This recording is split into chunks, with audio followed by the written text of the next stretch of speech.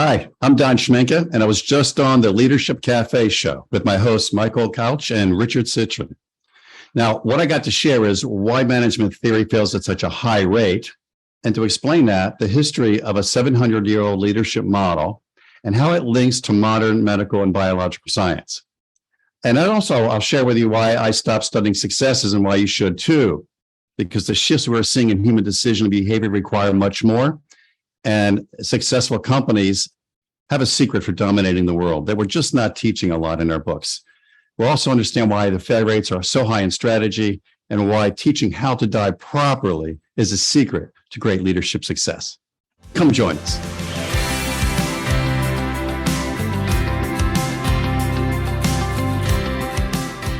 Well, thank you for joining us for another edition of the Leadership Cafe, where we talk with extraordinary people who are doing remarkable things and leading remarkable businesses. We're your hosts. I'm Michael Couch. And I'm Richard Citron, and we are so excited today to have Don Schmincke with us. Don is an MIT and Hopkins grad who actually studied Earth and planetary physics. This is going to be an interesting linkage to leadership. But it wasn't until Don studied failure rates in leadership development that he got hooked. Don's written several bestsellers, High Altitude Leadership and Code of the Executive. He's been on CNN and the Wall Street Journal, USA Today, MSNBC. Of course, he couldn't be more excited about being on the Leadership Cafe than those publications. And Of course. Also 60 Industry. He's the real deal. So Don, welcome to the Leadership Cafe. It's great to have you with us. Thank you. Thank you very much. Good to be here. Don, when I was preparing for the podcast, I listened to some of your previous work and read some of your materials. I love the story of how you moved into leadership development after you were at MIT. You went to Hopkins. You met some leaders there. You started looking at failure rates, and a 700-year-old manuscript got you started on this journey that led to, I guess, your first book, Code of the Executive, and this idea of biological leadership. This is very exciting. Can you tell us a bit about your leadership? Yeah. In all of this? It's totally unexpected. I mean, I ended up not knowing what I really wanted to do because I had, I almost dropped out of high school. And so it was my senior year, and the police said I'd have to repeat it because I forgot to show up.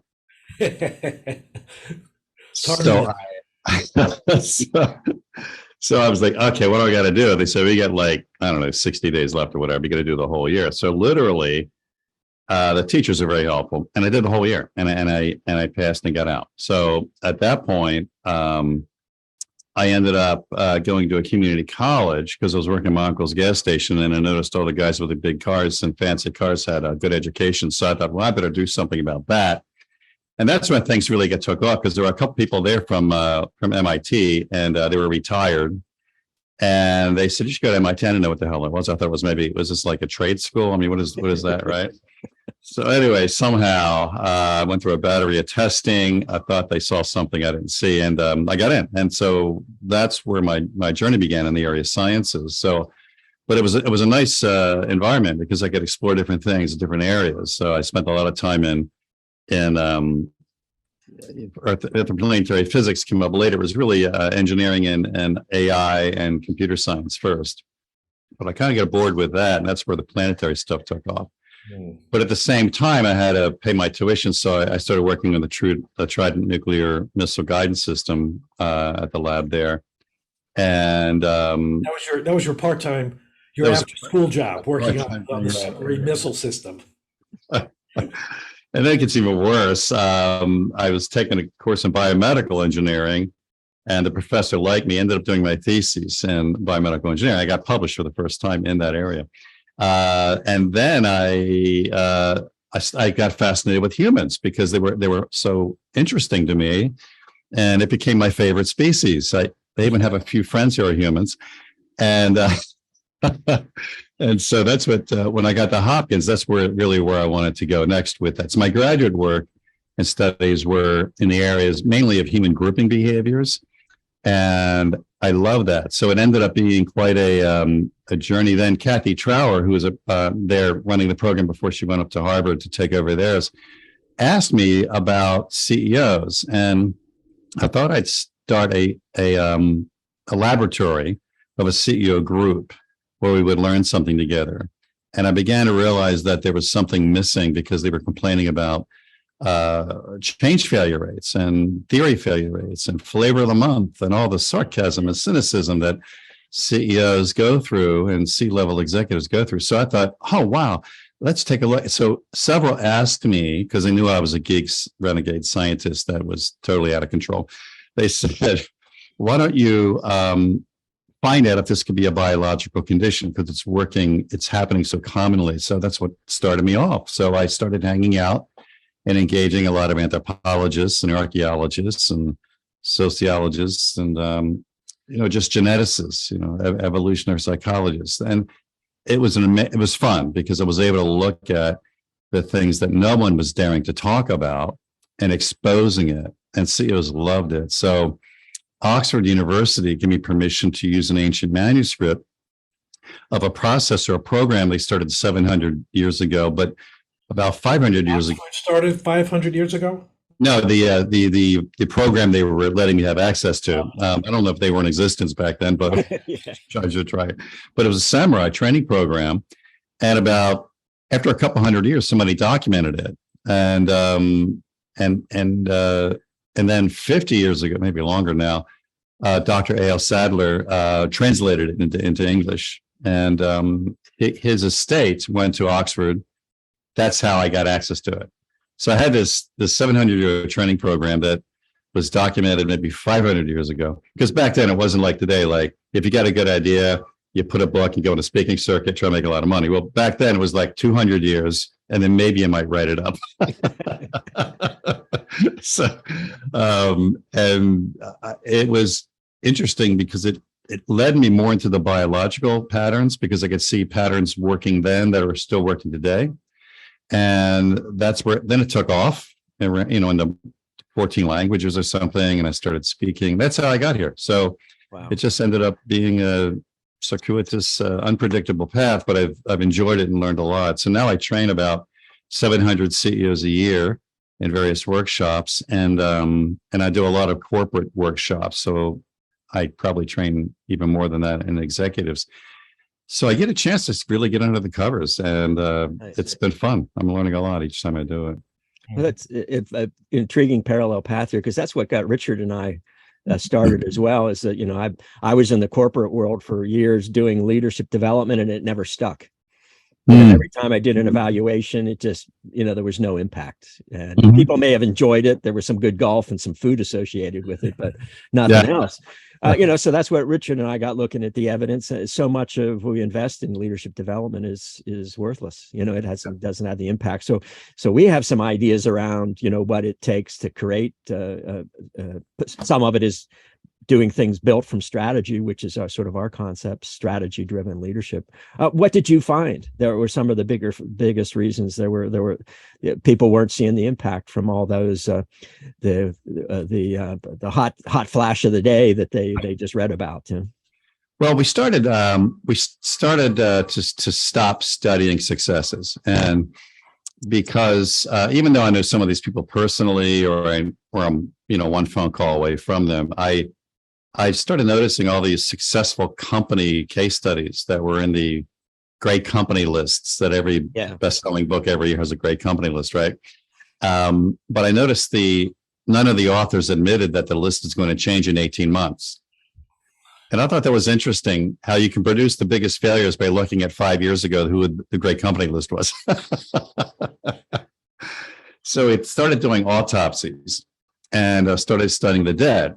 And there were a lot more of them, so we had a lot more data to go with.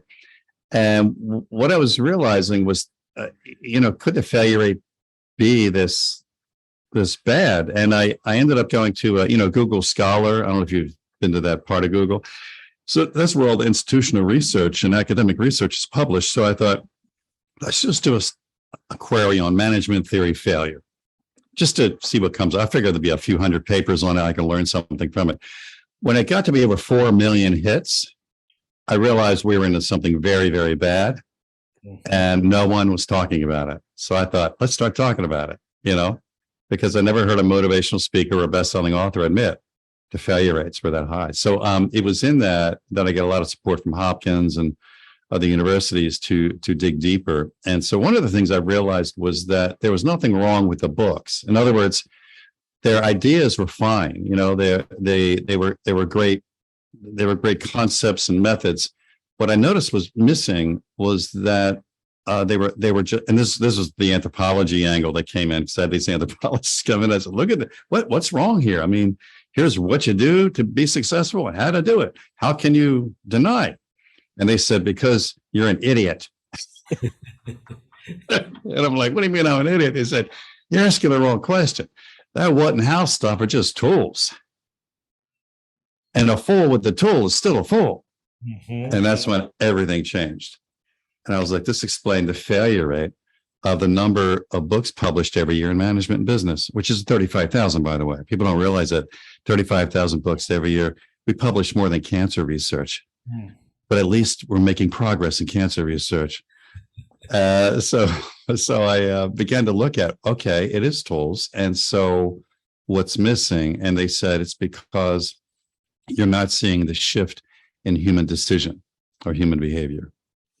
And that's why the failure rates are so high. The tools are great. 35,000 books are the best tools. That's wonderful.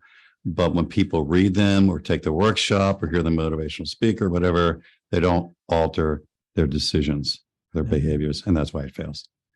You know, Don, we this is so great to hear you say this. You know, our belief is that it is all around leadership behavior that makes a difference. That's what drives performance. That's what drives culture. Precisely. And it was interesting. I was looking at an article yesterday about somebody, and we see this all the time. You'll hear the 5 most important skills for being an effective leader. You know, and there are things like be agile, be empathetic, and behave, deal with conflicts effectively. Skills and behaviors that are really very hard to develop. These are not easy skills, and inevitably, there's no effort done in telling people, okay, this is what agility is. Let's talk about how you develop that skill of agility. Because there's a set of actions and behaviors you have to take account of in order to be an agile leader or to lead an agile team. Not the IT agile, but really this ability to be nimble. Yeah. I mean, is that where your work goes, is focusing on helping people develop those skills? Yeah, it's really more of a behavioral shift, because sometimes there's we noticed that, and it was funny. I was working with the Army War College, and the ex-dean there, he said, well, we create great leaders, and I'm like, okay, and we had an argument about that the tools are not enough, and he went through, no, we give them the skills, and I'm like, okay, let's really ask you. So, out of the past 1,000 graduates from the Army War College, how many were great leaders? And he just got stunned by the question, because he can only count maybe half a dozen. I said, so that's the point, isn't it? I said, you know, I said something's missing, because just throwing skills at a problem, 100 people, 3 get it. So we had to look at that. So we went to interview some CEOs like Alexander, Cleopatra, Gandhi, Hannibal, Genghis Khan, and some of these CEOs dominated their markets in their lifetime, like the known world. So I thought, why doesn't anybody interview them? I mean, I think they may have a clue. So when I went back, I found it wasn't really about the tools or how to use them. It was really about they could conquer civilizations by altering the beliefs of the humans. So we began to research, how do you alter human belief? And that changed everything. So we started applying this, because it's like, okay, everybody's okay. You've done this skills training, that skills training. Okay, how far did your company grow? How much more sales did you generate? None. Okay, so you're going to tell you invested maybe $1 million over the past 3 years, and you have no sales impact. Yeah, I'm like, so you're doing this again? I mean, like, what's going on? So we began applying belief shift methods. Sales doubled, tripled. I have some case studies when I'm lecturing that I'll refer to, like 10 times. Now, to grow a company 10 times in 2 years, that's a clue that something different just happened. And so that's why we began to put more research into belief shifting. And that was it. I mean, it was an ancient model. It wasn't new at all. It made common sense to anthropologists and people studying humans, but for some reason it was missing in management theory. We were just throwing tools at people, and we don't know why it worked because people didn't believe. And the autopsy showed us that everybody was holding on to their tools. Like when I did this book with Chris Warner, when we were climbing, and he was going to do K2 with NBC. It was interesting. He's pulled more dead bodies off of mountains than anybody I've known. And each time he does, and we did the research live while he was on the NBC K2 Summit expedition, and it turned out that they're clutching their tools. In other words, they're so confident in their tools, they forget to listen to the guides. So they forget to think. And I said, the same with dead companies. They're all clutching their tools. Mm.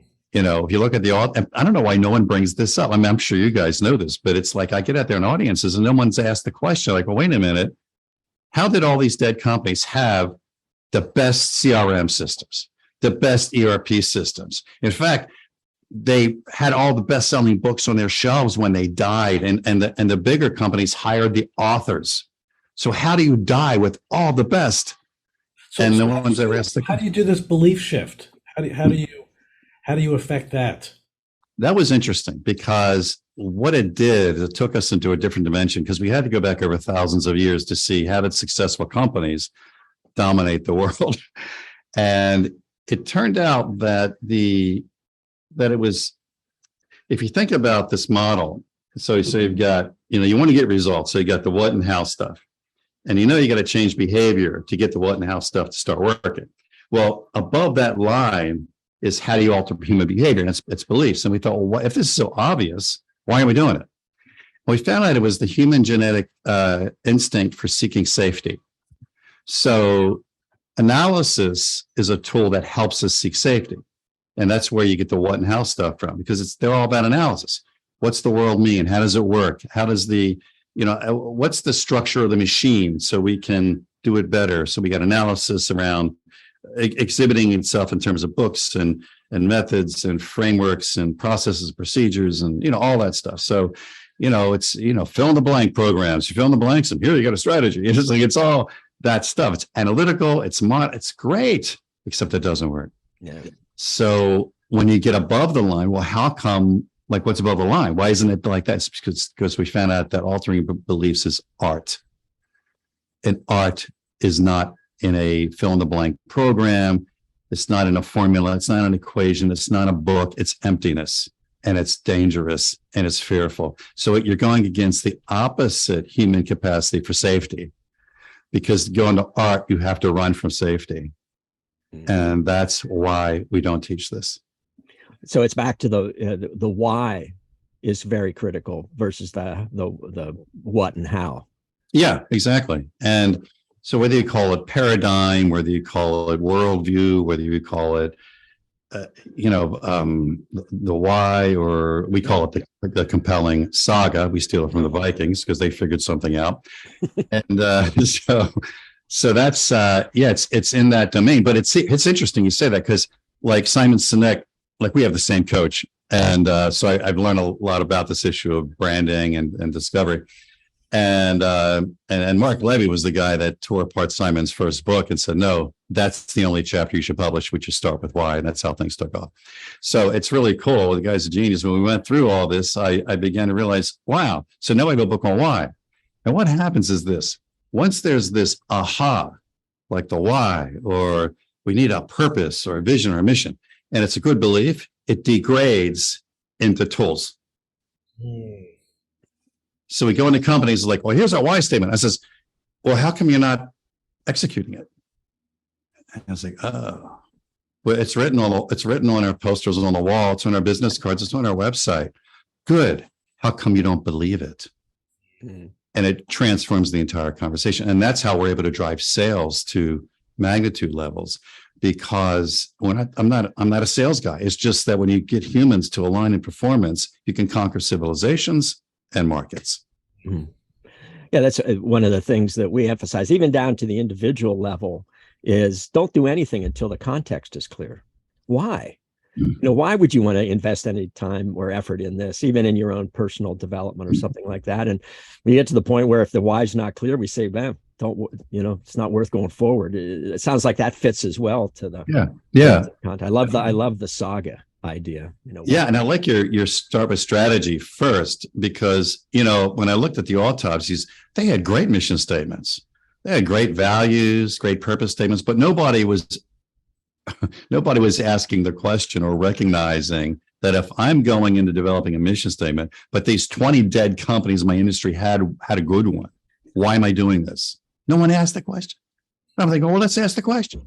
And that's where we began to see the difference between using it as a tool versus transforming the belief of a human.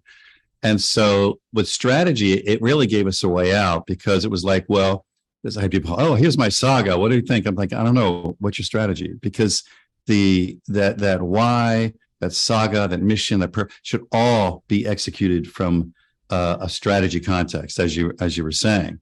And I think that because there's so many great companies that have everything perfect, but their strategy for winning was flawed. So until you have a winning strategy, don't even think about doing a why statement.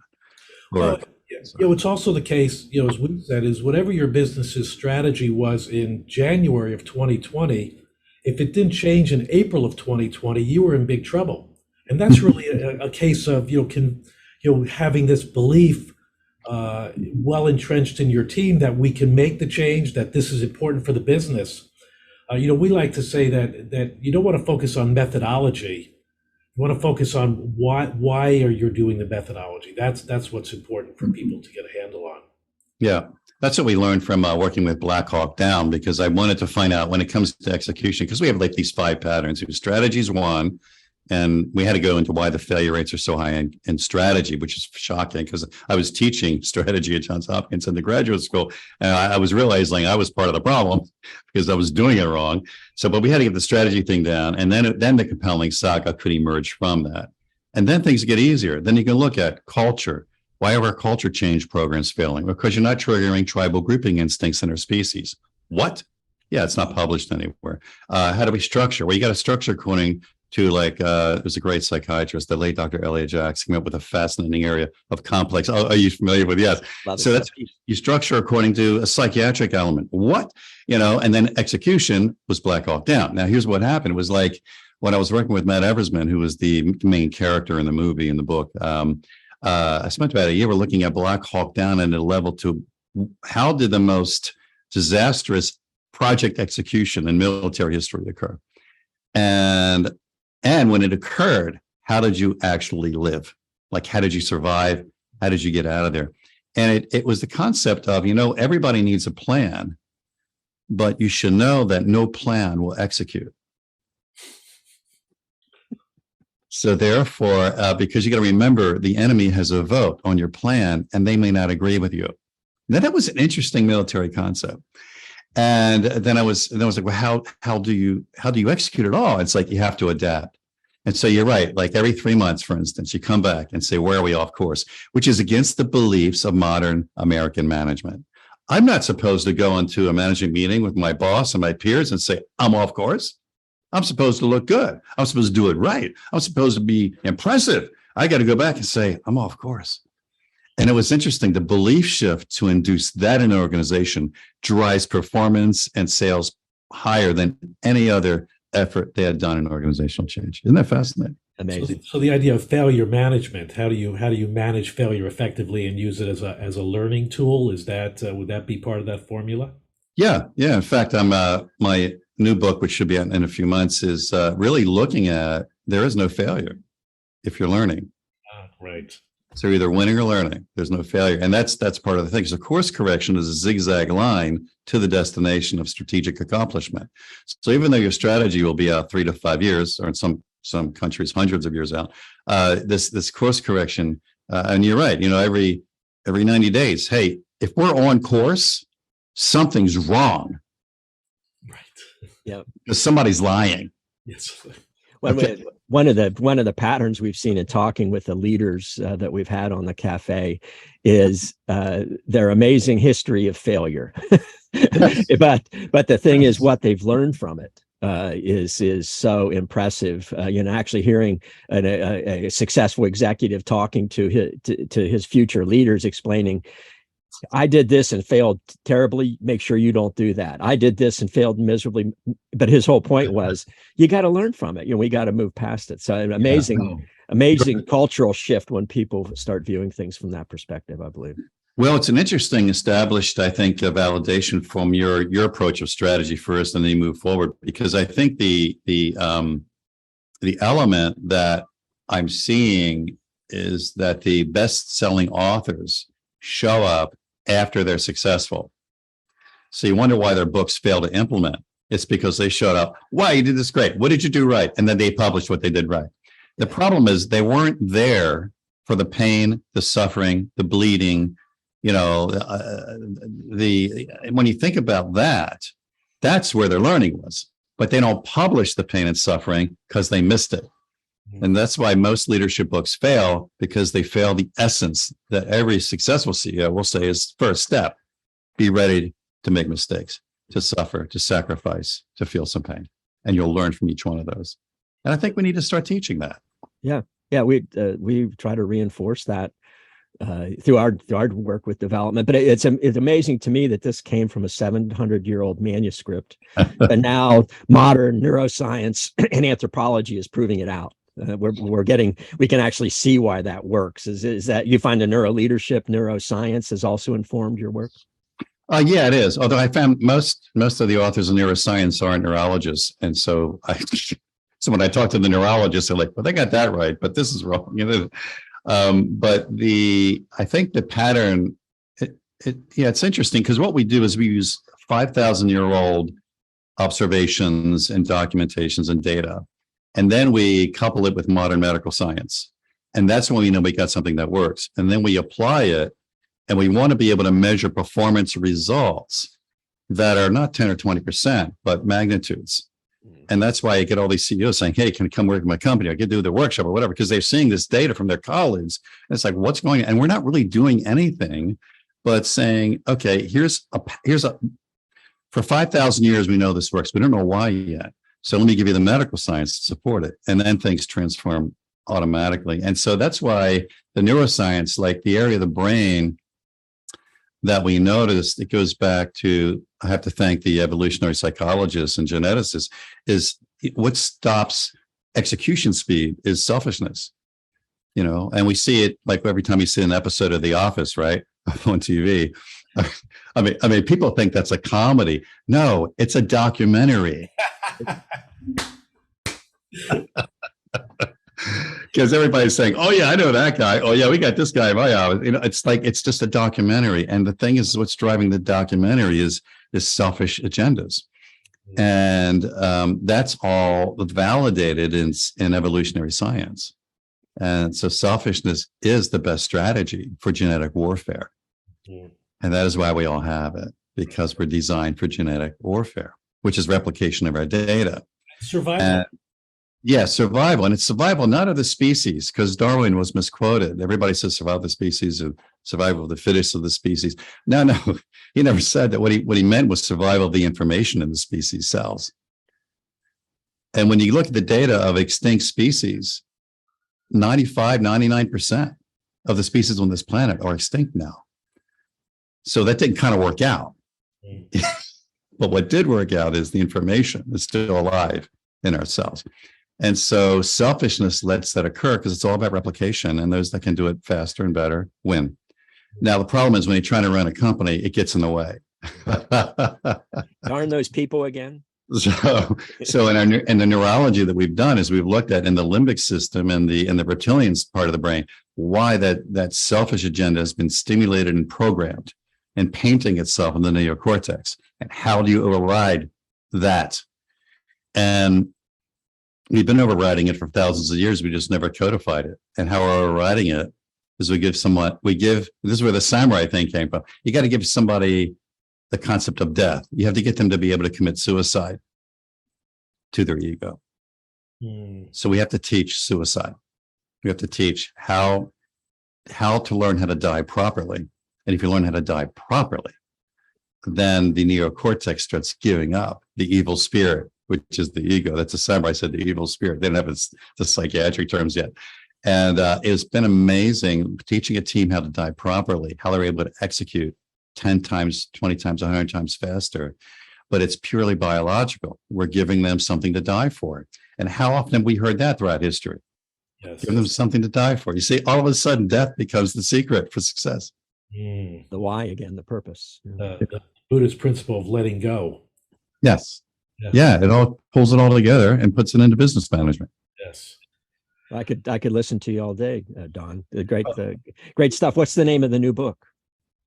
Oh, we're not sure yet. The work Sure. Okay. is dying to win, but we're getting some pushback on that. So we're in that area of brand element to say what are we going to call this thing? But it's going to be that element. It's like, hey, you want to be an entrepreneur? Prepare to die a lot.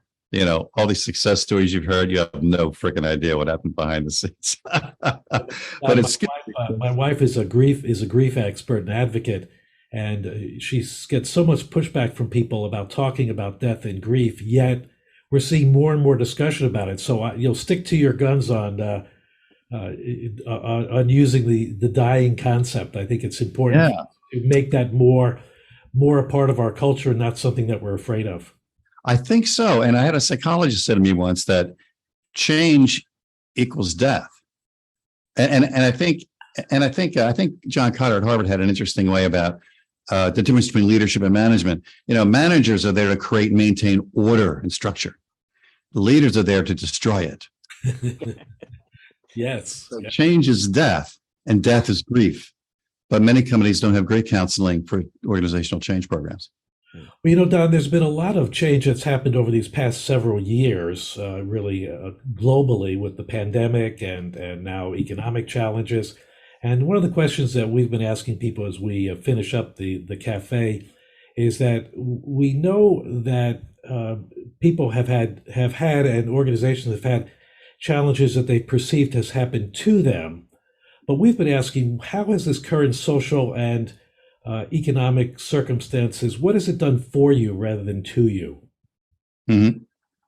Yeah, I mean, and the brave and those that are willing to let go, as you said earlier, are willing to die, actually see a new opportunity, and it's driving them to things they would have avoided. But what's the Janis Joplin song? Freedom is another word for having nothing left to lose. So, death gives you nothing left to lose, and you see these powerful. I mean, look at Apple; they were bankrupt. They made incredible decisions when they were bankrupt.